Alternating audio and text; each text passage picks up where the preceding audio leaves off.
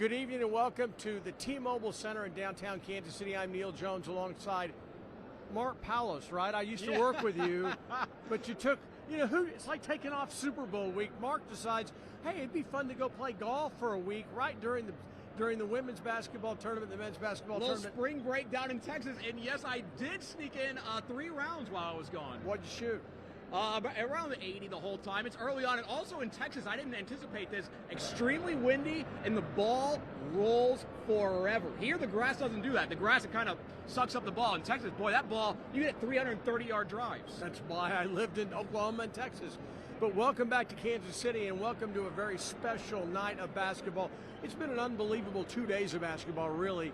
All 8 teams that teed it up yesterday in this tournament were virtual locks to make the NCAA tournament.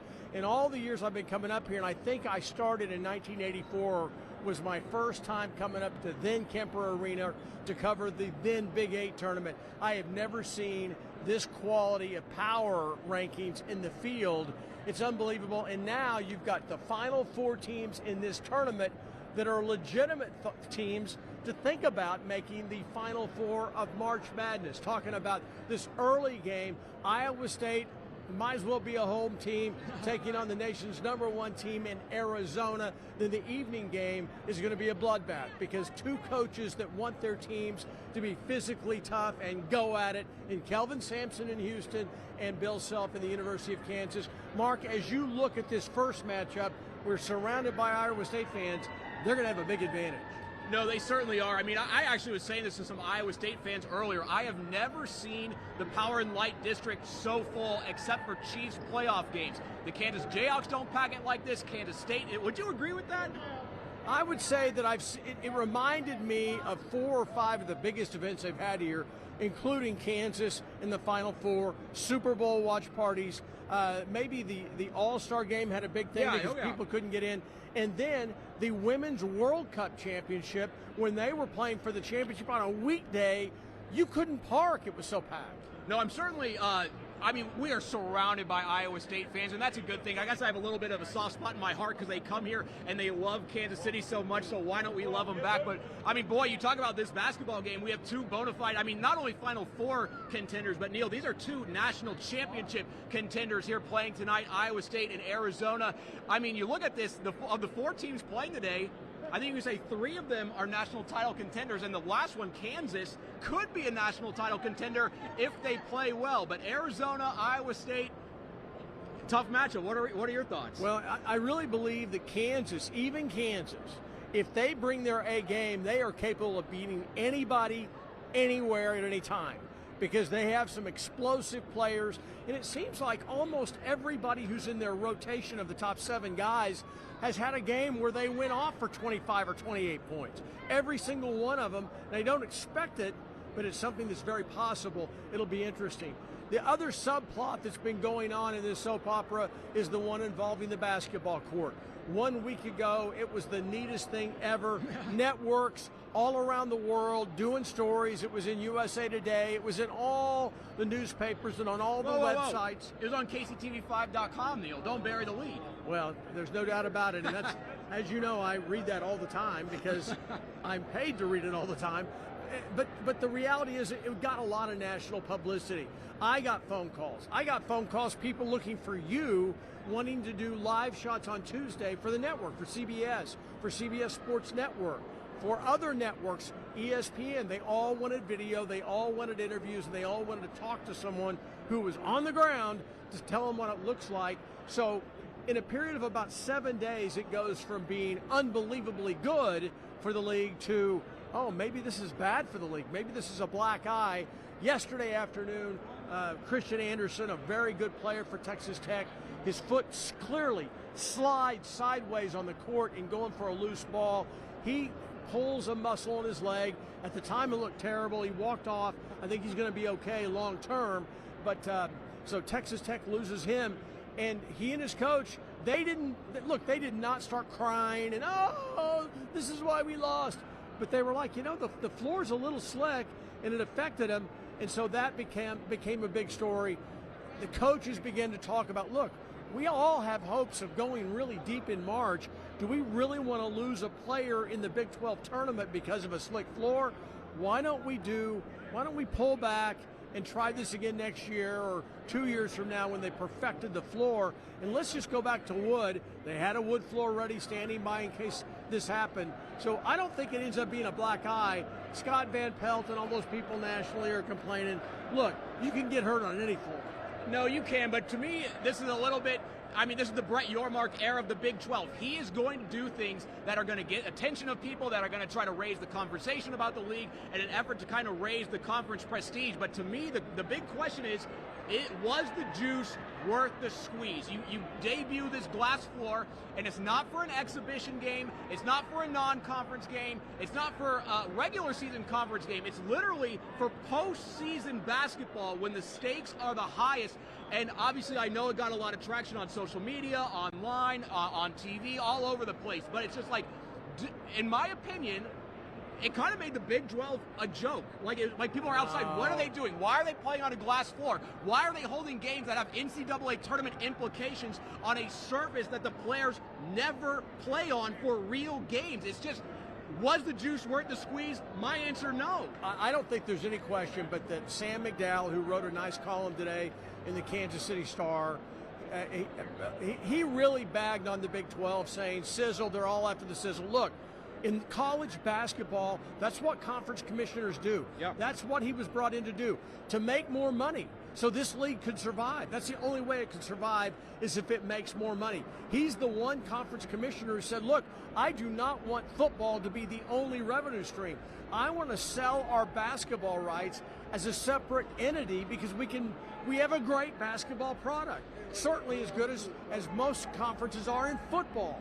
So I admire his zeal. I don't think it was a bad idea. I do think they need to vet the floor a little more, and that's the thing Sam wrote that I absolutely agree with. This floor should have been put down someplace during the regular season where college teams were playing on it. It could be NMIAA. It could be any other type of league, and let basketball players play on it, and let's make an informed decision.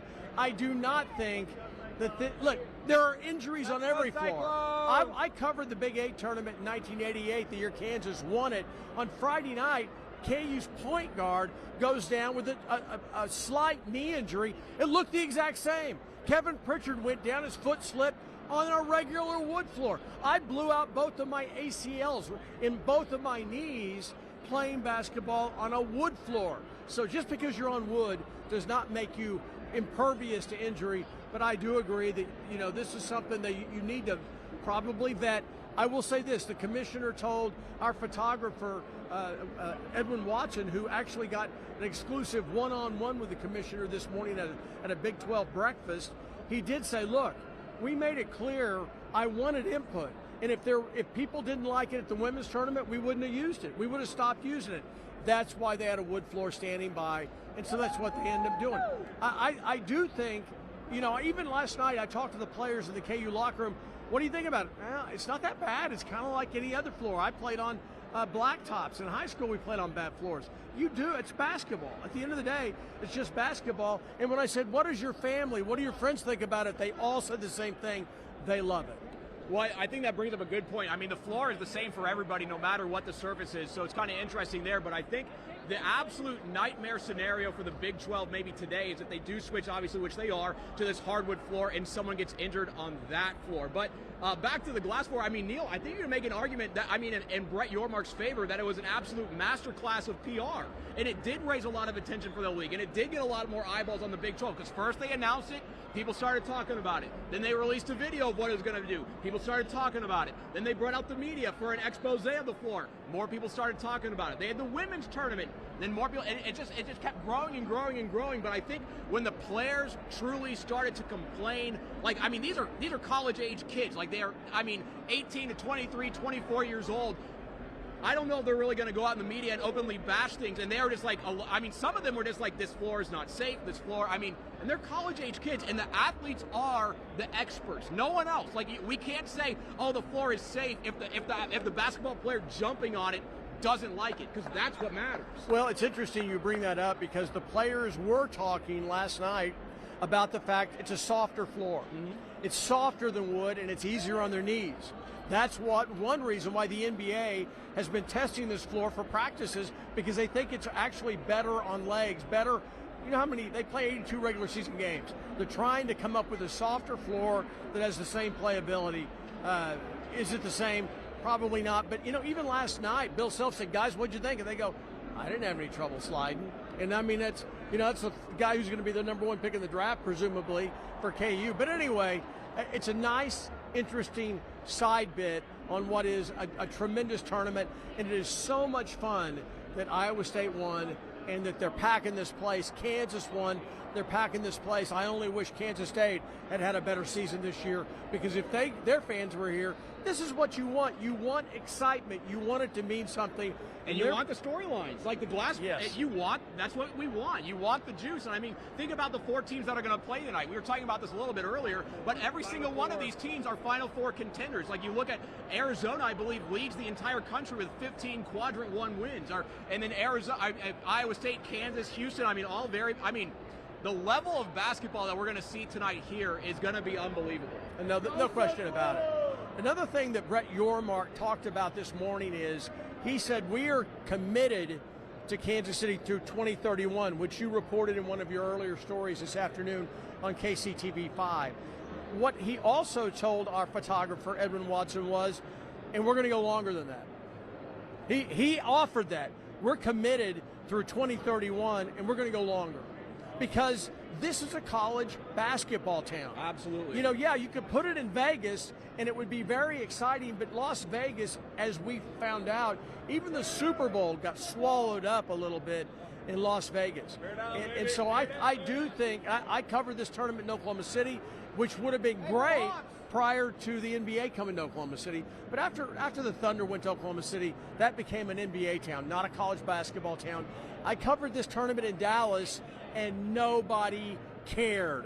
There was no juice. There was no excitement. Nobody was going out. Anywhere you went, there'd be fans, but they'd be in the corner, and there'd be all these other people there. So no, this is the one place, and it's not, I covered this when I was in Oklahoma. This is the one spot where people can come together. I only hope that this league continues to be bigger and stronger, because it makes this tournament even special. I love that you actually brought that up, because when they did have the kind of first reveal of the floor for the media, I actually got to talk to the Big 12 marketing director, and he was saying, he's like, yeah, we have our football down in Texas and all that, but he's like, basketball is our Kansas City home. And like, yep. I mean, they come here, they have the Big 12 media days for men's and women's, they have the men's and women's tournament here. I mean, the women's tournament, what was it, 2-3 years ago, they moved it from municipal right down here. Look around, like, I mean, I am still just in shock every single year by the amount of people that come out here. But Neal, we got to talk about some of these. Well, I'm a little worried about the women's tournament. There is a school of thought, and some of the women's coaches believe this, that it will do better if it's this week in another town. And obviously Texas has great college basketball, not necessarily every year. So there's an argument that they think that they should split the women from the men. It used to be split. It used to be in a smaller town out west, I think Hutchinson, or it was in another town, and it was supported pretty well, but it was in a lesser facility. They want an equal facility. They love this facility. I don't think they're thrilled with the lack of attendance, though. Well, yeah, that's definitely something to consider. I mean, sometimes they do get swallowed up here in this big arena. I mean, it was obviously made for professional sports and other things, and it is what it is. But Neal, I got to ask you. So obviously, they switched the court here for the semifinals and the championship for the men. Are you surprised that they did not do that for the women? They didn't have an injury that I know of. This was on television. The ESPN analyst said, "Oh, clearly he slipped." The play-by-play did. Then the analyst said he slipped. And I admire the young man, because during the press conference he was not crying about it. He's like, "Yeah, I was going for it. I slipped a little bit, and it kind of put me in an awkward situation with my leg."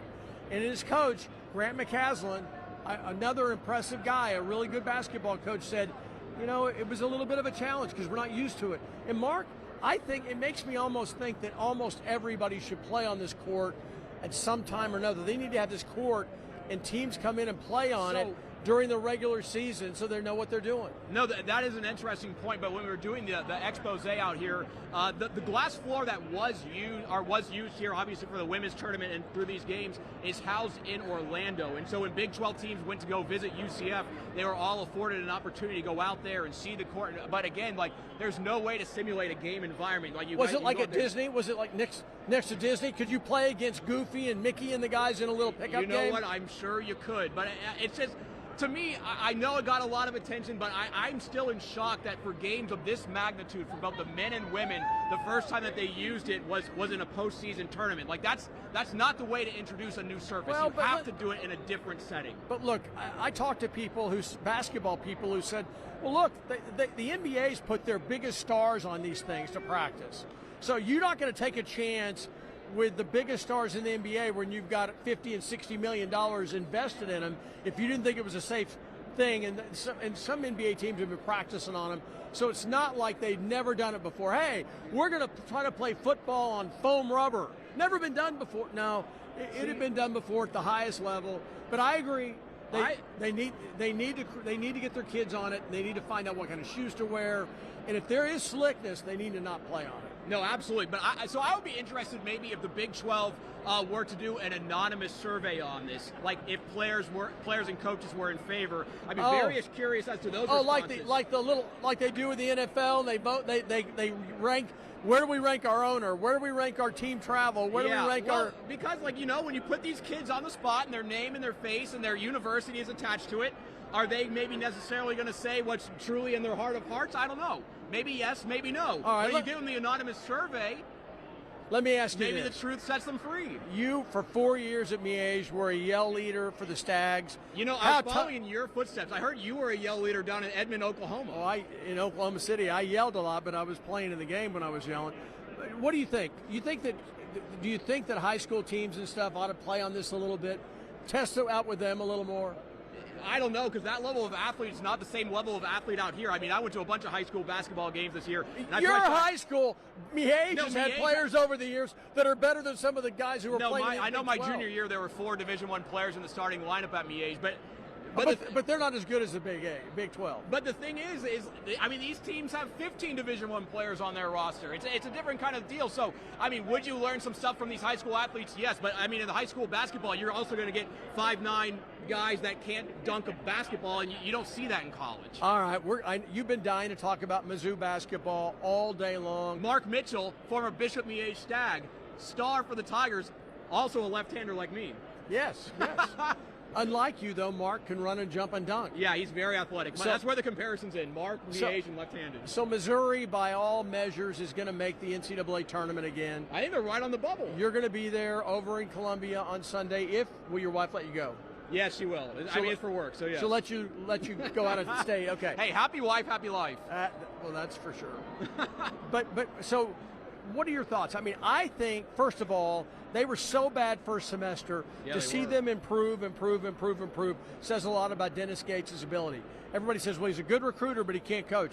He does coach because his teams improve over the course of the year.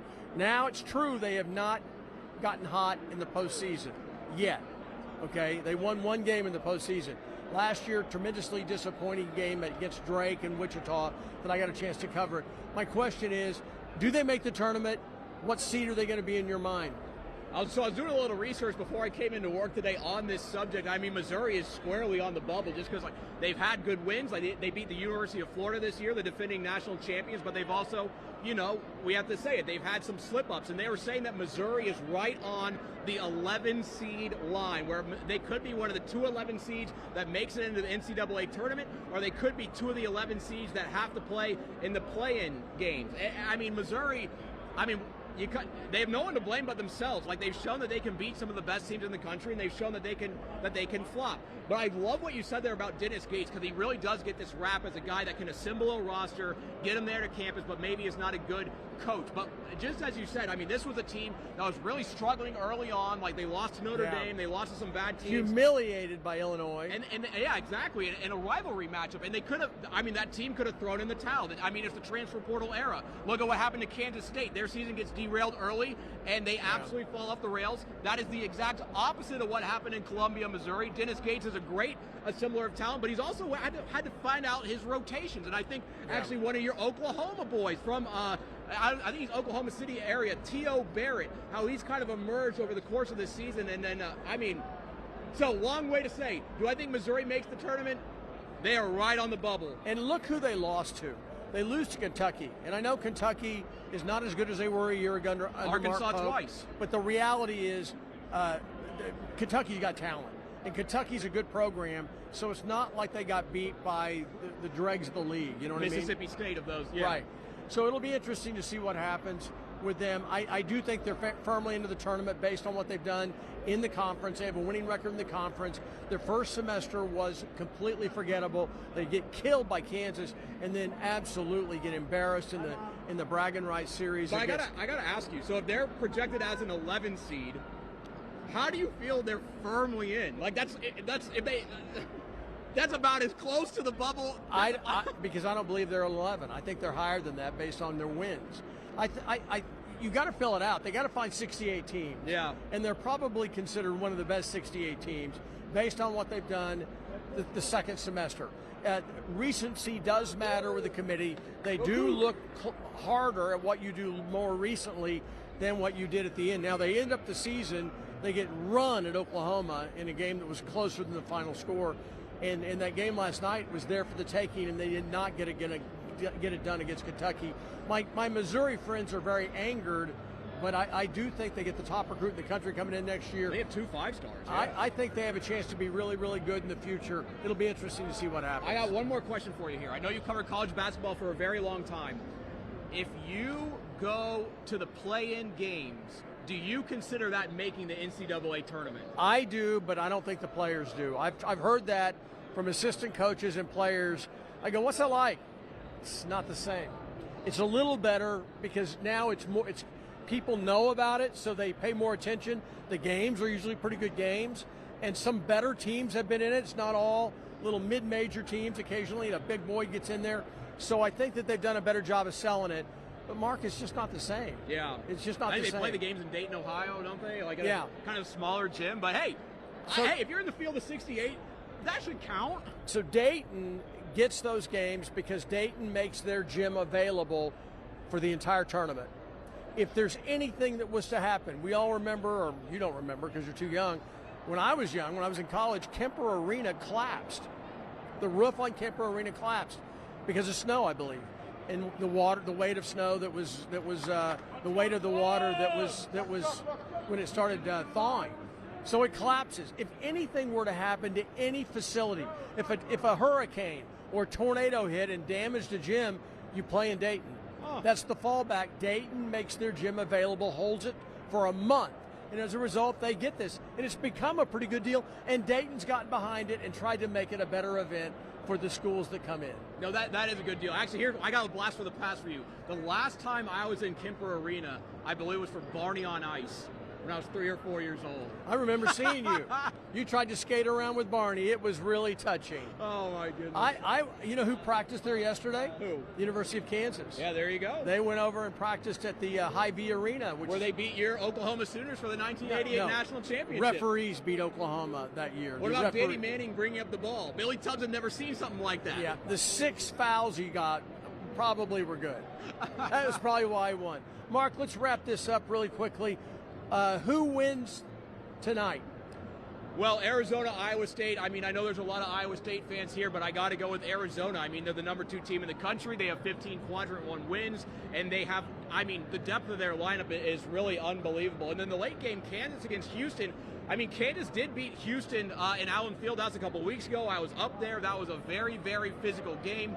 Darren Peterson did not have a great night, but he did play a lot, and Trey White played really well. But I know the game's here in Kansas City, but who is Kansas? We don't really know. Do they show up? Sometimes they don't.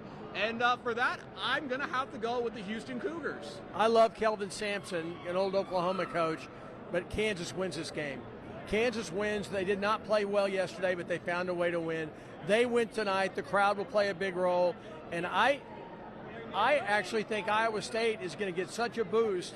I think the Cyclones, I think Arizona's a better team, but I think the Cyclones win this game because of all the folks who are walking by carrying tall boys and wearing their Cyclone stuff. Well, and how many times have we seen Iowa State play so well here in Kansas City, and then, I mean, when the NCAA tournament comes around, not maybe play up to their potential?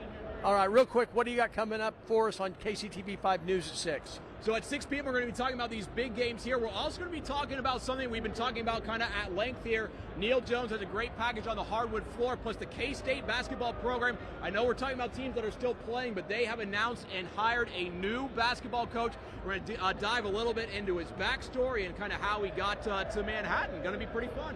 Very good. Mark Poulose, thanks very much for watching us here on KC Sports tonight. And remember, we're going to be here Monday through Friday at this same time, 5:30 to 6 p.m. Sometimes we break a little early because we're thirsty or we want to, we're over here. We smell ribs. I want to try the BYU churro that they have out here. I heard that one's really good. Someone said they have barbecue here. I'm going to go try their barbecue before the 6th. But thank you so much for watching us. We'll see you both at 6 o'clock tonight with Mark and at 10 o'clock tonight with Mark, and I'll be down here covering the big games. Have a great evening.